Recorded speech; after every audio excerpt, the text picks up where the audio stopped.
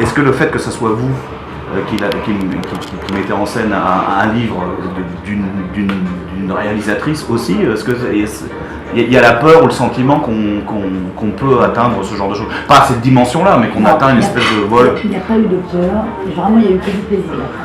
J'espère que les gens en prendront en regardant le film, mais il n'y a pas eu de peur, il n'y a pas eu de j'ai pas dévoyé le scénario le livre aussi, j'ai l'impression que je ne l'ai pas trahi. Ah non, je l'ai lu. En plus on l'a écrit vraiment ensemble le scénario.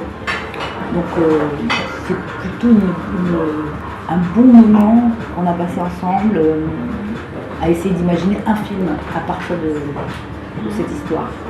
C'est une grande On a déliré. Pour moi, c'est une grande première parce que j'ai jamais adapté le bouquin. Ouais. Et c'est parce que j'ai aimé ce livre, c'est parce que j'aime Sylvie, que c'est quelqu'un qui me proche, que je me suis lancée et que je me dis, mais écoute, quand je l'ai lu, je l'ai lu, ça m'a fait rire, ça m'a ému, je me suis énormément identifiée. Moi j'ai été actrice, donc je sais ce que c'est. Et puis j'ai été metteur en scène et je sais ce que c'est que d'avoir un film qui s'arrête. C'est pas que ça m'est jamais arrivé, mais ça doit être affreux. C'est le cauchemar, le pire cauchemar de tous les metteurs en scène, c'est affreux. C'est comme un. Une fausse couche, non? Bah oui, je n'ose pas le dire, je n'ose jamais le dire, mais vous l'avez dit pour moi. C'est un mouvement de. Oui, c'est affreux, c'est quelque chose qui n'aboutit pas. Et du coup, je me suis vraiment mise à sa place, quoi. Donc à la fin du bouquin, quand on lit le bouquin, elle retourne à son métier d'actrice. Le livre est terminé comme ça. C'est assez beau parce que elle retourne à ce qu'elle aime faire, à ce qu'elle sait faire. Et du coup, il reste ce plan à la fin où on la maquille. Mais en fait, c'est pour aller chez Drucker. Mais moi, quand j'ai fini le bouquin, je pleurais. Vraiment, parce que je me suis dit, qu'est-ce qu'elle a vécu, qu'est-ce qu'elle a vécu. Puis bon, comme j'ai aimé, ça m'a fait rire. Je me suis dit, après tout, pourquoi est-ce que je ne proposerais pas de le faire? C'est pour ça qu'après on change pour avoir une espèce de pied de nez presque à l'italienne, comme ça? À la fin du film? Ouais. Moi je trouve que c'était triste de faire une comédie, parce que c'est vraiment, on a voulu faire une comédie. Pas une comédie vulgaire, mais racoleuse, elle a du sens quand même, un peu. Enfin, elle a une émotion, puis c'est un rire qui n'est pas trop gras, j'espère. Donc je me disais, il vaut mieux laisser partir les gens avec un sentiment de rester sur le sourire plutôt que sur l'émotion. Parce que là, ça soulignait l'échec. Le livre, il était gorge serrée, là, je retourne à mon métier d'actrice. Alors que là, je pense qu'avec Drucker, l'idée d'une émission de télé qui célèbre le livre qu'elle a fini par écrire, avec lequel elle s'est sauvée, finalement, elle s'est soignée, c'est pas une vengeance, c'est une revanche, sur un échec. Je me dis, il vaut mieux terminer un peu plus italien, avec un sourire en italien. C'est une espèce de folie comme ça, italienne. Et d'ailleurs, j'avais fait une fin alternative qui sera dans le bonus. C'est une fin où on voit, après Drucker, elle court sur le pont, donc avec le bouquin comme ça. Tout à fait. On a le taxi du début qui arrivait, qui l'amenait à la prod, à la production. Et à l'arrière du taxi, elle dort. Puis il y a le taxi qui s'arrête devant le 13 et il dit Madame, elle se réveille. On est arrivé, on le passe. Vous préparez un film? Alors elle dit oui, je prépare un film, je vais le réaliser. Alors, il la regarde d'un air un peu inquiet, et puis tout à coup on voit les deux, c'est tourné, vous le verrez, dans le DVD, on voit les deux folles, Velasco qui marchent en s'engueulant et qui vont jusqu'au bureau. Et elle les voit, et elle dit, vous savez quoi, vous allez me ramener à la maison, je vais aller chercher mon enfant à l'école. Et il dit, je n'osais pas vous dire, mais le 13 ans, c'est pas un pourquoi c'est pas une comédie là? Je suis sûre que c'était pas bien, il l'emmène et le taxi s'en va. Et j'ai hésité. Je me suis dit, j'ai l'impression que le spectateur va dire on s'est fait avoir. Tout ça n'était pas vrai, donc elle aurait tout rêvé. Elle aurait tout rêvé de la prod, elle aurait tout rêvé parce qu'elle a dormi dans le taxi. Donc rien n'a eu lieu, il n'y a pas eu finalement d'échec, pas tout ça. Et je me suis dit, c'est rigolo, c'est amusant, c'est une pirouette. Et je l'ai tourné, parce que quand on a tourné la scène du taxi, j'ai fait les deux scènes, quoi. Et puis à la fin, je ne l'ai pas monté. Je me suis dit, je préfère terminer sur la folie de Juvet et de femmes qui courent, mais dont je l'ai gardé en bonus. On l'a mixé d'ailleurs.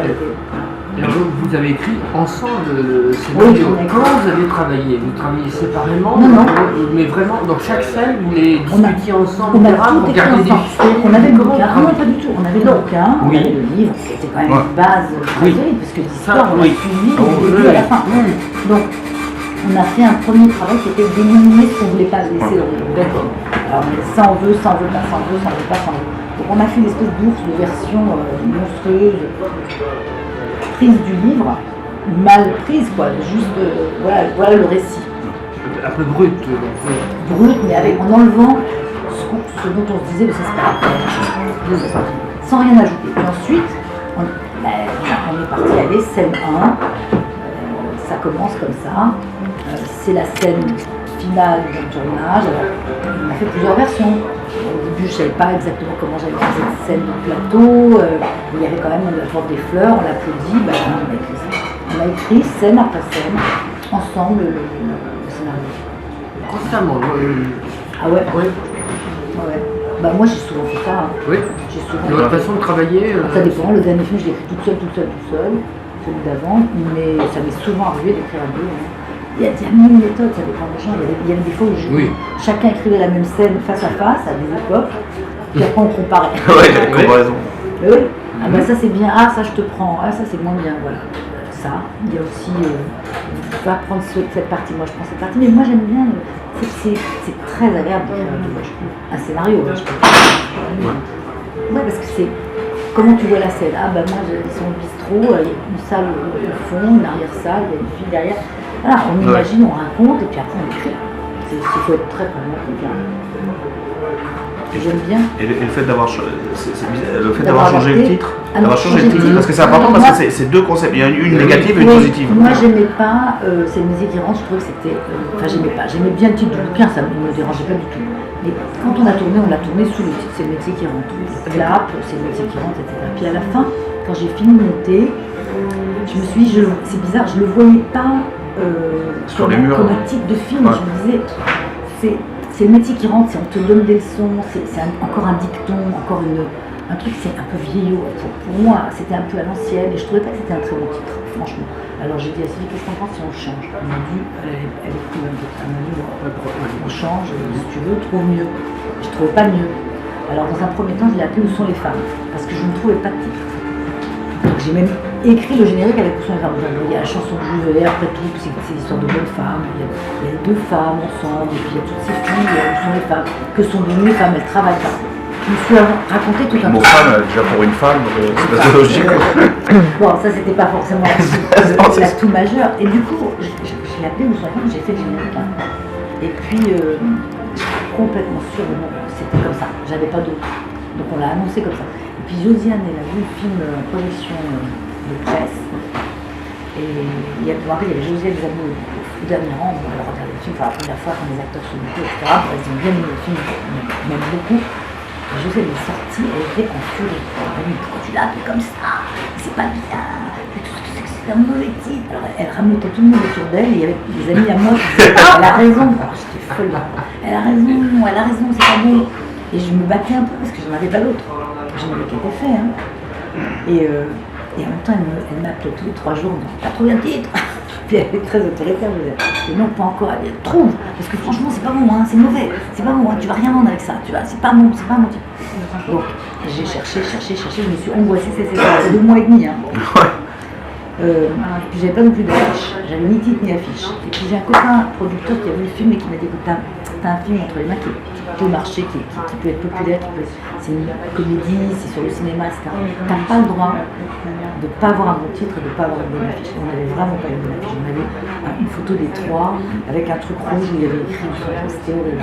Si je vous la montrais, vous seriez horrifiés. Aujourd'hui, je suis horrifiée. Et il m'a dit, t'as pas le droit, c'est interdit, voilà, t'as pas le droit, tu dois pas lâcher, t'as pas lâché du début à la fin, t'as fait ton film comme tu veux, tu ne lâches pas. Et là, des nuits, j'ai passé des soirs, je me disais, mais qu'est-ce que je vais faire? Et puis tout le monde s'en foutait. Donc, même le distributeur, il avait ça, tout le monde, sauf Balasco. C'est pas qu'une quand même, ah bon? Mais il me disait, mais autant qu'elle a c'est le métier qui rentre. Moi, je ne voulais pas revenir en arrière. Je me disais, je ne sens pas un bon parfum avec ces métiers qui rentrent. Ça va passer inaperçu. Les exploitants ils vont dire, ah, c'est le métier qui rentre bas, et le public il va sortir. Pour moi, ça, c'était pas bon. Et du coup, j'ai fait venir des gens voir le film, j'ai piqué le cerveau de mes amis, etc. Et j'ai un copain qui est venu un jour voir le film. je l'ai invité, le matin même, avant de le voir, il m'a dit j'ai trouvé ton titre. Ça m'étonnera parce que je ne sais même pas de quoi ça parle. Il avait trouvé un très mauvais titre. Il voulait l'appeler Festival. Ah oui, demande pourquoi tu veux l'appeler Festival. Il dit non, je suis sûre c'est bon Festival comme ça. Bon, je le sens, je suis dans la pub. Très mal. Il a vu le film et le film s'arrête, je m'approche et je dis Festival, c'est très bien. Très bien, c'est mieux. C'est mieux où sont les femmes. Puis il est là, il réfléchit, il dit t'as qu'à le faire avec ton cinoche. Je dis avec ton cinéma peut-être. Voilà, on m'a donné. Après je suis allée voir Bach, j'ai dit arrête ton cinéma, ils ont top, bon truc. Et puis après j'ai fabriqué l'affiche qu'il a fallu faire. Ce qui est intéressant, c'est que c'est un écho au film, parce qu'il y a cette histoire, Balasco aussi, fournit un artiste, par contre pas très bon, c'est mon plaisir, et l'affiche aussi. Donc l'affiche, on l'a fabriquée, en refaisant venir les actrices alors qu'elles étaient aux quatre coins du monde, en retrouvant les costumes, en trouvant un studio, un photographe, cette idée du noir, blanc et rouge, l'idée des lunettes noires qu'elles ont, c'est Balasco. Elle est arrivée le jour de la photo, le dimanche, c'était un dimanche, elle m'a dit j'ai mis des lunettes, tu crois pas qu'elle pourrait avoir des lunettes noires? Super. Et finalement, le film s'est fait un peu comme ça. Ça a été vraiment une collaboration parce que comme c'est trois femmes metteurs en scène qui écrivent, qui n'ont pas d'ego, qui mettent pas devant, mais qui mettent vraiment leur vérité, j'ai eu une chance folle parce qu'elles ont vraiment donné leur talent, leurs idées. Et quand vous écriviez, vous saviez qui allait jouer? Non, pas du tout. Absolument non, pas. Parce que quand on écrivait avec Sylvie, c'était un homme et une femme. C'était un garçon, c'était un couple, comme dans le bouquin. Ouais, donc là, c'est un couple. Je l'avais proposé. Voilà, c'est un couple aussi, quelque part. Oui, et je ne savais pas à qui j'allais le proposer. À la fin de l'écriture, je l'ai proposé à Thierry Lhermitte et à Chantal Lobby, qui m'ont dit oui tous les deux. Et puis Chantal, elle était fatiguée, elle était entre deux films, elle était un jour, elle m'a dit tu sais quoi, je ne vais pas avoir l'énergie. Et je savais qu'elle avait pas. Je ne vais pas avoir l'énergie, il faut une pêche pour jouer ce rôle et j'ai pas de méchanceté, j'ai pas d'énergie. Rôle de Zabou. Ouais, je ne sais pas si je vais y arriver, elle m'a fait douter. Et puis Thierry, il était entre deux films aussi, il avait un film au Canada, il me donnait des dates très coincées, etc. Un matin, j'ai dû rêver dans la nuit, je me suis réveillée, j'étais encore au lit, j'ai dit, je vois un couple de femmes, vraiment comme une vision, mais vraiment. J'ai appelé Sylvie, j'ai dit, qu'est-ce que t'en penses si on prenait deux femmes pour jouer les deux productrices? Alors elle a attendu 3 secondes, elle a réfléchi. Je suis jalouse de ton idée, j'aurais dû la voir. Et comme Josiane avait dit, je voudrais bien jouer la femme. Moi je me disais, Lhermitte et Balasco, ça va pas, on va me dire le splendide, qu'est-ce que tu refais, Lhermitte et Balasco. Je ne voyais pas. On aurait on partait dans des marques. Donc je lui ai dit ça, je lui ai dit, Sylvie, parce qu'on se consultait, enfin, je lui ai dit, on demande à Balasco, on appelle pour Josiane. Elle a dit, vas-y. J'ai appelé Josiane, j'ai dit voilà, je te propose le rôle, mais tu vas jouer le rôle du mec. Et on va faire un couple de femmes, ça t'embête pas? Très bien, on me dit, mais non, pas du tout, ça fait longtemps que je n'ai pas joué une lesbienne. Et là, comme je savais que le lobby était un peu naze, j'ai hésité, puis j'ai su par hasard que le Zabou qui n'était pas libre, ce qui faisait une tournée, était libre. Donc je l'ai appelé, j'ai dit, Zabou, qu'est-ce que tu fais? Elle a dit, je suis en tournée, envoie, je prends un train tout à l'heure. Elle l'a eu dans le train, elle m'a fait elle m'a envoyé des textos toutes les samedis, c'est génial, j'adore. Elle m'a fait le coup comme ça. Vraiment, sans avoir prévu ça, pas du tout. C'est des hasards. Quoi. Le couple, c'est une question d'homonymie parce que ça fait testu, testo. Ça, c'est totalement hasard. D'ailleurs, quand je lui ai dit c'est Fred Testo, elle m'a dit tu te rends compte de ce que ça me fait dans l'oreille. Je dis non, mais c'est pas grave. Et Testo, il est plus gentil, il est plus disponible. Il sortait de faire ce truc qu'il a fait pour TF1, là où il était très Julien Neuvior qui bat sa femme, qui tue sa femme d'ailleurs, je crois. Il a fait un carton avec ce truc sur TF1. Comment ça s'appelait Il sortait de ce truc-là, il venait de faire ça, les gens disaient il n'a jamais vu un acteur pareil. Il a pris à bras le corps un rôle d'horrible mec, violent. Et c'est un très bon acteur, tout le monde. Sylvie venait de le voir à la télé, il m'a dit tu vois ça, il était impressionnant. Et je me suis dit bon, il va bouger dans un truc un peu plus demi-teinte, un peu plus tendre, un peu plus dépassé par sa femme, etc. Et je lui ai proposé, il a tout de suite été, il a été d'accord, il a dit j'adore, pourquoi pas, et il s'est embarqué. Comme ça. Et François-Xavier de Maison, il est venu. Alors, pourquoi participation? C'est bizarre parce qu'il a un vrai rôle. Oui. Il a tourné 2 jours. Mais il a tout fait d'un seul coup. Ah oui. Non, parce qu'il a quand même une vraie présence dans le film. Une vraie présence. D'abord, parce qu'il l'impose. D'abord parce que c'est de maison. Et que les scènes sont suffisamment placées pour que ce soit construit. Et on a tourné. Honnêtement, on a tourné en 2 jours. Et le tournage toutes les scènes de l'agent à l'intérieur de son bureau, une journée. Et le tournage total, toutes les journées de tournage, c'est court, hein. Je vois que j'ai affaire à un connaisseur. Ouais, Très court. Non mais sérieusement, c'est très court. ouais, c'est très court. On a fait un truc parce qu'on n'avait pas d'argent. Mais avoir des acteurs de one On man n'avait comme. pas d'argent. Ah ouais. La télé n'est pas venue. Ouais, ouais, L'argent de la bien télé sûr. ne vient pas. Décidément, il y a plein d'échos quand même entre le film et la C'est réalité dingue, quand même. c'est dingue. Et parce qu'il me disait, c'était avant 10%, c'était avant de voir cette série. Il me disait, oh non, à la télé, les films sur le cinéma, ça marche pas. Ça n'intéresse personne. Puis 10% est arrivé, moi j'avais la trouille, je me disais, si ça marche pas, c'est pas bon pour nous. Hein. Ça a cartonné. Ah oui. Les gens ont adoré, ils se sont intéressés à ce milieu. C'est aussi très caricatural hein, pour les agents. Mais ils ont aimé les gens. Nous, ça a prouvé. Cela dit, ils n'ont toujours pas acheté. On va voir demain avec les chiffres. On va voir. Mais ils n'ont pas acheté. Ils n'ont pas. Pourquoi avec le casting qu'on a Mais eu. bien sûr, oui. Avec le film d'une comédie. C'est un film qui devrait marcher à la télévision. On va le vendre finalement. Mais pour l'instant, ils ne sont pas là. Il y a eu Orange, il y a eu Macfilm et la région. Et c'est tout. Et c'est comme ça que vous êtes productrice sur le film? Et nous, ben moi, ouais. Ben, c'est comme, non, mais moi j'ai produit tous mes films. Ah, vous produisez? Ouais, général. C'est-à-dire que c'est une forme de contrôle. Faut pas me retrouver avec Ouais, avec des fois là comme ça. qui me dit fais ça dans les chevaux, fais ça dans un bar de Pégase. Ça me laisse une sorte de liberté. Donc voilà. Donc on a monté très vite, très difficile. Les acteurs ont accepté des conditions absurdes, un peu comme je suis un peu comme la productrice qui dit dans des conditions difficiles, ils ont fait exactement ça. Ils ont accepté. Ouais. Ils sont tous intéressés. C'était un enjeu. Elles y croyaient. Elles ont vu les rôles, elles ont dit. Josiane, ça fait longtemps que je voulais tourner avec elle. Et là, je lui offre un personnage un peu important. Enfin, elle a fait plein de choses dans sa vie, elle a fait 1000 choses.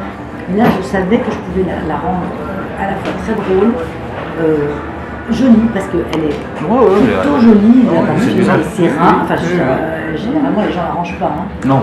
Là, j'ai essayé de la rendre un peu pulpeuse, quoi, un peu jolie, et drôle à mort. Et je me disais, le couple va être assez emblématique. C'est un ogre quelque part. C'est intéressant, c'est un ogre. Elle est un peu mogre. Quand Sylvie rentre dans ce bureau la première fois avec cette musique qui arrive, on se dit ah, donc quoi elle rentre chez les Roumains, chez les fous, chez les vampires. Ça c'était américain. Les vampires de Ceausescu. Bah oui, des gens qui vont elles vont la vampiriser, elles vont la bouffer, mais elles sont passionnées. C'est-à-dire qu'on ne peut pas dire que c'est de la perversité totale, elles y croient. Hein. Elles sont bêtes, mais elles y croient. Elles croient que c'est mieux chez les chevaux, elles croient que c'est mieux chez les poules. C'est tout ce truc. On en rencontre des gens qui sont persuadés qu'ils vont vous faire mieux avec telle idée, tel type, tel acteur. Et puis avec en plus c'est très artistique, c'est tout le temps dithyrambique, c'est toujours génial, c'est toujours tout part tout de suite dans le. C'est bien, c'est extraordinaire. On surévalue tout et on fait des surenchères, on fait des. Bien sûr. Il y a aussi des décors qui sont absolument incroyables. Les décors sont incroyables. Oui. Naturel. On la a plupart. tourné C'est vraiment un hôtel. C'est le décorateur Pas un hôtel particulier. Tony. Et on a tourné dans un hôtel particulier, avenue Liénard, qui a été aussi l'hôtel particulier de Yves Saint-Laurent, de Melo, et aussi ils ont tourné la Cage Dorée là-dedans. Ah bon? Donc c'est un lieu qui Testo, il disait il veut l'acheter. Il est très dans je vais acheter un restaurant, il est très comme ça. D'ailleurs, il a acheté un bar à Paris. Non mais là, l'hôtel particulier, il va falloir qu'il. Là, il va falloir qu'il augmente ses cachets. Il fasse des studios, c'est vrai que c'était un endroit de studio merveilleux. Ah bon? Merveilleux, bah oui. Non mais les plafonds sont hauts quand même. Non mais c'était un endroit pour tourner. Pour tourner, c'est génial. On a tourné que là. Tous les intérieurs. Tous les intérieurs. Et les extérieurs sont tournés dans la rue, enfin, le cheval au cheval, la rue, les immeubles, la rue, et tout le reste, l'appartement de Sibylle, les bureaux, le bureau du distributeur, le bureau de l'agent, tout ça est tourné dans le même lieu. Et ça on ne voit pas. Non. Là, je vous donne l'envers du décor, mais c'était fabuleux. C'est deux hôtels particuliers en un, comme ça, il y a deux escaliers. On avait tout, et en plus calme. On se gare, on est là, c'est un luxe formidable. Ils ont leur loge, ils ont leur truc, ils sont sur place, la cantine, les bureaux. On avait investi pendant 3 mois un endroit en plein Paris, c'était génial. Et c'est pour ça qu'on a fait dans cette économie, parce que si on avait dû louer des décors, trimballer les camions Oh. tous les jours, etc. On serait pas arrivé d'abord à le faire en si peu de temps. C'est pas grave, on serait jamais arrivé. C'était la clé. Et à un moment, on a failli perdre le décor d'ailleurs, parce que le directeur de production n'avait pas appelé la bonne personne. On a failli ne pas l'avoir, et moi je disais, le film ne se fait pas. Si on n'a pas ce décor, le film ne se fait pas. Je le savais, hein, c'était une économie considérable. Voilà. Beaucoup de chance à plein d'endroits où il fallait, quoi. C'est aussi ça. Puis après, j'ai la même équipe depuis le dernier film, les mêmes costumiers, même chef-op, même son. Ça aide aussi. Côté troupe, Ben, on va vite, ils savent ce que j'aime pas ou ce que j'aime, moi je les connais, je sais combien de temps il va prendre pour éclairer. Il y a une espèce de connivence qui s'installe quand on connaît les gens. Quelquefois il faut changer. Moi j'ai changé souvent les films, parce que quelquefois on s'est trop habitué. Il y a une espèce de routine. On vous prend pour acquis, vous prenez les gens pour acquis aussi, donc c'est pas bien. Mais c'est agréable aussi d'avoir la famille, quoi. La musique a été prévue, elle est arrivée à quel moment? La musique elle arrive très tard, non, la musique est arrivée très tard. Donc le son départ était prévu parce qu'elle oui, ben voilà. c'était une autre chanson de Juvet qu'elle avait trouvée, puis je me suis dit peut-être prenons une chanson plus connue, ça aidera. Elle voulait la chanson qui s'appelle Rappelle-toi Minette. Rappelle-toi Minette. Ah oui, là. Ça personne connaît, ça nous faisait rire. Donc j'ai pensé que le son des femmes était plus dans le jeu. Emblématique. En plus, ça correspond mieux. Pour le clip, c'est marrant. Je me dis, qu'est-ce que je vais faire comme décor pour Rappelle-toi Minette? Ça se passe sur une fête de village. Mais par contre, la musique est venue après et j'ai beaucoup posé sur la musique. C'est une longue recherche. Parce qu'à un moment, j'avais demandé à Armand Amar, je ne me sentais pas disponible, pas inspirée, il n'y avait pas beaucoup d'argent, il n'y avait quand même pas du tout d'argent pour faire la musique. Donc je me disais, Bon. Il me disait, mais j'aime beaucoup le film, mais en même temps, moi, je ne me sentais pas complètement dedans, en même temps, il avait envie de m'aider. Alors d'abord, j'ai cherché la piste du jazz manouche. Je me suis dit, je vais faire un genre de Django Reinhardt, parce que j'avais mis des bouts de Django Reinhardt sur comme maquette. Et ça marchait vachement bien, parce que il y avait un côté Woody Allen, il y avait un côté comédie comme ça. Mais j'avais peur que ce soit très répétitif. C'est-à-dire qu'au bout d'un moment, le jazz manouche, c'est super, et puis ça marche pas. Et je me disais, mais qu'est-ce que je peux mettre avec? Et donc je ne trouvais pas. J'ai poussé la piste de jazz manouche un peu, parce que j'ai rencontré Cialolo, qui c'est ce fameux le musicien à Paris. Je l'ai vu, il était d'accord, enfin tout ça était déjà organisé avec Armand et tout ça. Puis le problème de ces gens-là, c'est qu'ils improvisent. Il n'y a pas de notes. Donc quand vous improvisez quoi? On avait prévu une séance, je me suis dit, attends, tout l'argent de mon budget musique qui était tout petit, donc je vais le mettre dans la séance des manouches là. Quand j'aurai fini, j'aurai un truc avec la musique, et si c'est pas bien, je fais quoi? Donc je me suis un peu, j'ai eu la trouille, et j'ai laissé tomber j'ai dit non. J'ai dit Armand, mais trouve-moi quelqu'un, trouve-moi quelque chose, puisque toi tu veux pas. Il m'a trouvé un petit protégé à lui, qui a une trentaine d'années, qui sort du conservatoire, qui a fait plein, qui à mon avis, il a déjà fait travailler ça. C'est aussi un écho au film, c'est terrible. Hein? C'est aussi un écho au film, elle a dit ouais, t'as qu'à prendre le fils du voisin. Je ne l'ai pas dit, mais c'est presque ça, sauf qu'il a déjà travaillé, qu'il a beaucoup. Avec le fils du voisin, on n'est pas au voisin. Et alors Hugo, il avait besoin de pistes, donc j'ai cherché des pistes, des directions. Et je dis voilà, je voudrais que ce soit de la guitare, et puis je voudrais que ce soit grinçant, que ce soit que ce soit drôle. Et il a, avec des inspirations que je connais, etc., il a composé un truc que je trouve formidable. Puis après, je me disais, il y a beaucoup de musique à faire. Donc j'ai demandé à un musicien avec lequel j'avais déjà travaillé sur un film qui s'appelle Je reste, avec Sophie Marceau, qui s'appelle Paolo Bonvino, qui est sicilien, que j'adore et qui a un talent fou. Et lui, il a fait Ultimo Bacio, Le Dernier Baiser, il travaille aux États-Unis, il a fait un film en Amérique, il a un talent immense, un grand musicien. Je lui ai dit, est-ce que tu ne veux pas me faire à la fin un petit thème pour elle, son thème d'émotion? Toi, tu me ferais le thème d'émotion qui reviendrait 4 fois, et puis Hugo va me faire la musique comique, pas comique. Et il a accepté. Donc il y en a un qui travaillait à Rome, ils ne se sont pas rencontrés, un qui travaillait à Rome et lui à Paris.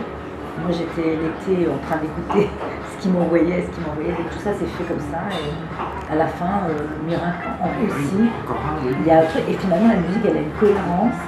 Et on ne la remarque pas, donc elle se va. Elle fonctionne d'intervention de ça. Elle fonctionne. Oui. Donc j'ai remercié énormément les deux, et le ciel, Amar, le ciel, le diable, tout. Et Paolo, j'ai très envie de retravailler avec lui, mais j'aime beaucoup aussi Hugo parce qu'il a vraiment du talent. Bon, maintenant je suis embêtée, j'ai 2 musiciens que j'adore. Pour le prochain, on verra. Et les respirations oniriques dans le film, c'était une évidence de les garder ou Ça, pas? c'est une idée à moi, c'était pas dans le livre. Bah non, justement. Ça, c'était comme une respiration bah, comme ça ça. m'est venu quand j'ai revu, parce que je me suis dit quand même que je revois un peu des films sur le cinéma.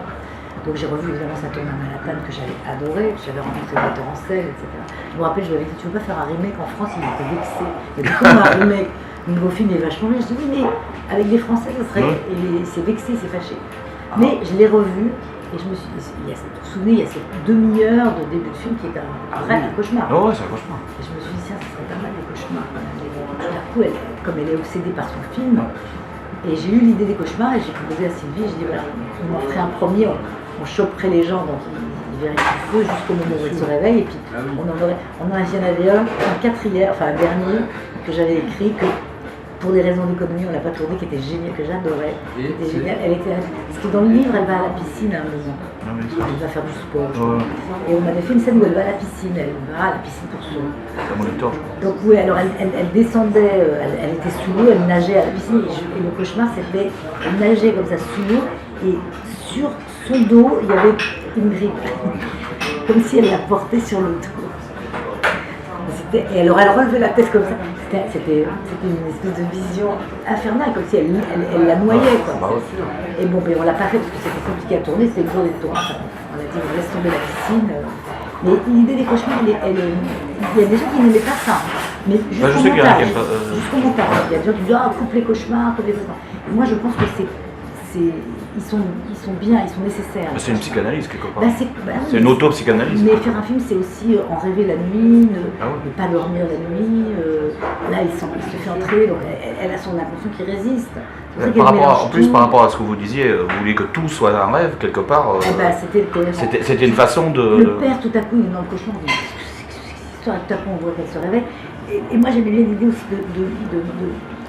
de faire plonger tout le monde à chaque fois, c'est-à-dire que chaque rêve, et le dernier qui est un rêve éveillé, on se dit mais elle ne dort pas là, qu'est-ce qui se passe? Donc on croit que c'est vrai, quand elle lui saute dessus qu'elle veut l'embrasser. Là c'est carrément un rêve éveillé. Là celui-là il a eu du mal à passer aussi, même auprès des acteurs, qui disaient mais comment ça va marcher son truc? Je dis je sais pas, j'ai l'impression que ça va marcher. Ça marche avec le silence qui se fait tout à coup, on se dit bon d'accord, on a compris qu'elle avait eu comme une absence. Mais il y a des gens qui n'aiment pas, il y a des gens qui disent mais c'est quoi? Moi j'aime bien, moi j'aime bien dans les films me faire avoir. J'adore. Oui, parce que je suis pas en colère, je me dis ah malin. Je me dis pas je me suis fait avoir quoi. On m'a entraîné. Et le distributeur, je sais pas, ils n'aimaient pas les cauchemars. Je me rappelle, j'ai dit ils n'aiment pas les cauchemars. On aime les cauchemars.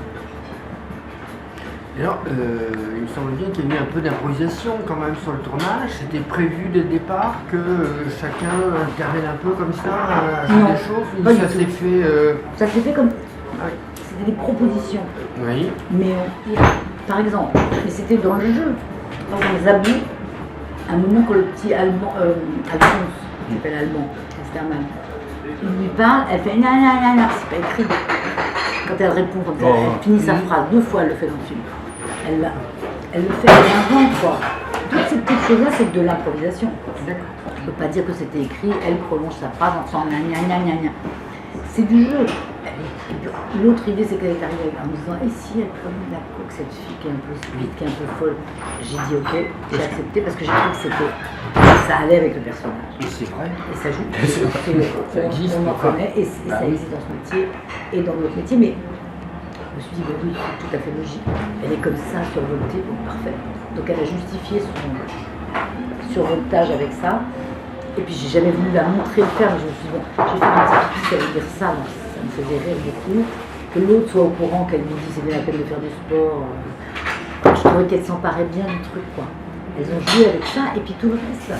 Josiane, elle raconte, je ne sais pas si elle le dit dans le dossier de presse, alors la première scène qu'elles ont jouée ensemble, elles ne se connaissaient pas. Oui, c'est vrai qu'ils sont jamais tournés ensemble. Elles se sont retrouvées dans cette scène où la première scène qu'on a tournée, c'est la scène du bureau. Donc elles ont le bureau face à face. Et pareil, c'était 2 bureaux dans le scénario. Puis quand j'ai vu les décors, j'ai dit c'est très vachement bien, comme il y avait cette espèce de grande pièce en longueur. Ouais, c'est plus Et cinématographique. si elles avaient parce que Mouchkine et Dansigia, qui étaient deux grands producteurs d'une époque révolue, ils avaient un même bureau, ils étaient comme ça face à face toute la journée, Alexandre. Et ça m'a toujours fait rire. Cette idée qu'un était plus sur les chiffres et l'autre était plus sur la création. Mais ils étaient tous les jours, ils se faisaient face, ces deux Russes d'une autre époque. Pourquoi est-ce qu'elles n'auraient pas effectivement le même bureau? Donc on a fait l'appartement comme un appartement, cette espèce de pièce ronde, et on a laissé ça comme un appartement qui ne devait pas exister. Normalement, il n'y avait pas d'appartement. Tout ça, ça s'est improvisé sur le décor, quand j'ai trouvé ce décor. Et j'ai dit, on va faire un seul bureau, chacune aura son côté. Donc dans ce bureau, quand elles se sont retrouvées la première fois pour jouer, quand on nous a bouffé, ils se sont bananés, les rivaux, les concurrents, et que l'autre, elle a première scène, l'autre, je t'avais dit, c'est de la merde. Ce jour-là, quand elle s'est mise à crier sur Alphonse, c'était sa première scène à Josiane. Elle a hurlé comme elle le fait. Et moi j'ai dit, oh non, mais attends, Josiane, c'est trop. Elle m'a dit, écoute, je sais pas, moi je l'ai vu comme ça. Elle m'a dit que ce personnage, il criait, alors j'ai crié, garde-la quand même, on sait jamais. Alors elle m'en a fait 2-3 mois fort. J'ai gardé ça quand elle dit, elle le crie comme elle l'aurait fait au Splendide, comme elle exagère, elle pousse le trait, et finalement ça marche. Justement, le vécu des acteurs, il y a quand même, ce qui est intéressant, c'est qu'il y a le vécu de beaucoup d'acteurs justement qui sont des gens de théâtre. Mais ils connaissent tout ça. De Maison, Hoc, c'est des gens qui ont l'habitude de. Que des gens qui ont l'habitude de se. Déjà de s'auto-gérer, je vais dire. Déjà. Et puis les filles, elles ont aimé, les trois filles, par exemple, Hélène de Fougerolles, Virginie et elles ont aimé se moquer des actrices, ça les a fait rire. C'était pas évident de constituer ce petit trio là, parce que c'est des petits rôles, c'est une participation, c'est gentil qu'elles soient venues, parce qu'elles sont connues quand même, jouer, mais ça les a amusées vraiment, je crois, les deux scènes qu'elles ont, c'est-à-dire le clip où elles dansent, Kamel Wally, chorégraphie quand même, pareil, coup de chance incroyable qu'il était libre. Et la BMW, il est venu une demi-journée, on l'a emprunté, prêté, moi je ne connais rien en moto, mais non, mais c'est pas mal. Ils nous l'ont prêté. Ils l'ont monté sur le décor pour pouvoir répéter une demi-journée avec Kamel Wally. Et elle répétait avec des casques parce qu'on tournait dans le même au-dessus. Ah ouais. Donc elle ne pouvait pas péter un ouais, faut... Sinon on ne pouvait pas tourner, donc tout ça a été organisé comme ça. Et quand elles ont vu arriver Kamel Wally, je leur avais pas dit. Je leur avais dit, il y aura un chorégraphe, je leur avais rien dit. Parce que je n'étais pas sûre qu'il vienne. Ils m'avaient dit oui, mais je me disais tant qu'il n'est pas là, quand il est arrivé, elles étaient super contentes. Parce que c'était quand même. Bon, et alors en plus, c'était pas des danseuses, si.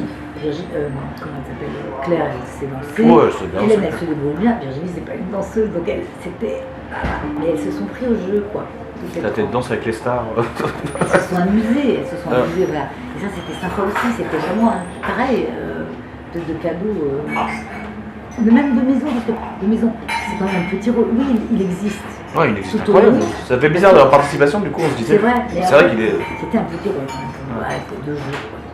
Et je ne savais pas à qui le proposer. En fait, au départ, Sylvie m'avait dit propose-le à Berléand, qui m'avait dit oui, je le ferai. Et Berléand, il était en tournée, un machin, un truc. On le voyait dans les pubs Peugeot.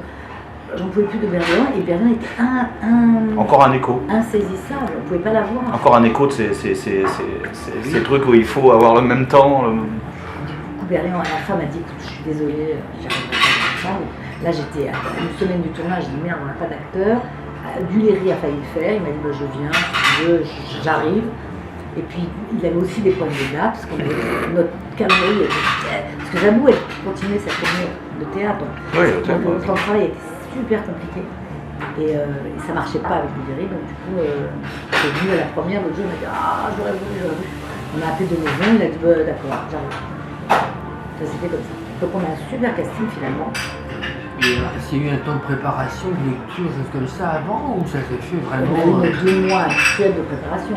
Mais avec les acteurs, on a dû faire une lecture. Avec les filles, je crois qu'on a fait une lecture. On s'est retrouvés directement. Sylvie, elle connaissait par cœur le texte. Oui, elle avait encore heureux. Zabou, elle a travaillé son texte dans le train entre ces deux tournées de province. Celle qui a moins su le texte, c'est Josiane, à qui j'ai dit au début de ça, j'ai dit tu vas prendre un coach et tu vas te faire apprendre par cœur parce qu'à nos âges, on n'a plus de problème, on a la mémoire qui flanche un peu. Donc, à partir du moment où elle a vraiment bien appris, ça a été fait. C'est vrai, ça va vite quoi. Ah ouais. Donc il faut sortir le texte. Ouais, faut avoir marché avant. Je ne les ai pas aidés parce qu'il y avait cet escalier qu'il faut monter, descendre, monter, descendre. Ah bah oui, qui est crevant. Je les ai fait monter, descendre, dedans, dehors, machin. J'arrêtais pas. Parce que je me disais, on est dans une limite fermée, faut que ça bouge. Parce que sinon, on va se tanker dans des bureaux, c'était pas facile. Mais c'est un peu théâtral parfois la mise en scène. Parce qu'on était quand même que dans les bureaux. Hein. Et Parce qu'on ne sent pas du tout là. Et on ne sent pas. Non. C'est parce qu'elle Parce qu'elle court. Hein. parce qu'elles courent, parce qu'elles se déplacent, parce qu'elles savent occuper l'espace, parce qu'elles ont fait du théâtre, etc. Non, et qu'elles ont, elles ont joué le jeu. Quoi. Quand un acteur est avec vous, c'est 80% du boulot, quoi, parce qu'il cherche avec vous. Parce que moi, j'arrive sur le tournage, j'ai pas préparé vraiment, j'ai pas découpé. Hein. J'arrive, je dis bon, alors, je joue à la scène, je la connais, et après, faut faire un échange. Alors, comment tu vois ça? Comment on se fait? Alors, on va Oui, mais alors, après, pour la technique, comment il s'adapte Ah ben il s'adapte, hein, il se débrouille la technique. La technique, il faut qu'ils nous suivent nous. L'important c'est les acteurs. Oui, On va dire c'est comme ça, il faut qu'on s'adapte. Donc on a un lieu, on a une scène à faire évoluer de là à là, et il ne faut pas qu'on se plante. Alors il y a des fois on se plante un peu, pour comment. Voilà, et chaque jour est différent. Chaque jour est une autre aventure. Mais c'est ça qui est génial, c'est qu'on peut merder un jour et être super content d'être le lendemain, et c'est jamais pareil. Et regarder sur un film et le prochain il va être. C'est pour ça que j'aime ce métier, moi, parce que ça change.